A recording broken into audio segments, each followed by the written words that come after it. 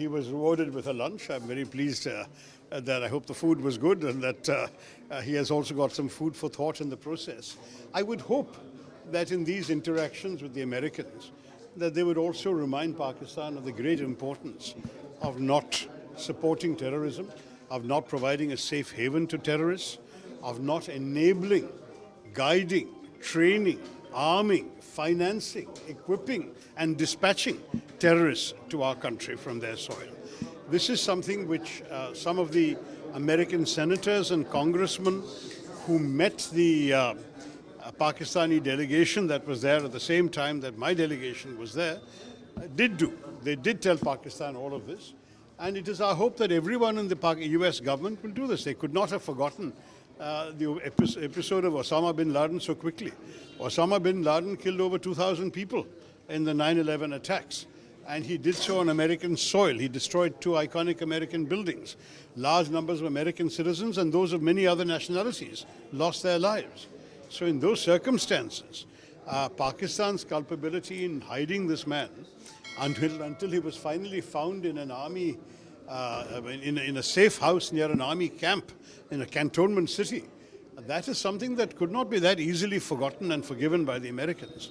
So I hope that while the general was being wined and dined or lunched and munched, I don't know, at the same time that he would have got these firm messages, because that would also be in America's interest. Sir, your delegation met the Vice President, but yeah. The General now meeting the President himself. So there is allegation from the Congress that our diplomatic relations or our foreign relations are not that good. That's why it has come to such a situation. How do you see this? No, I mean, there's absolutely no doubt that our Prime Minister had already met the President first.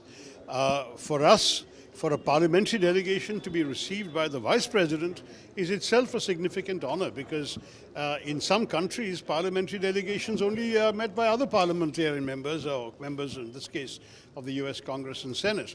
We met them also, but we certainly had the privilege of seeing both the Vice President and the Deputy Secretary of State.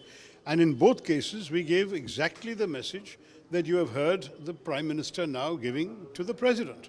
So not only was this message already received from our delegation, but it was received and accepted without any demur, disagreement or argument by the Vice President and by the Deputy Secretary of State. They fully understood exactly where we were coming from.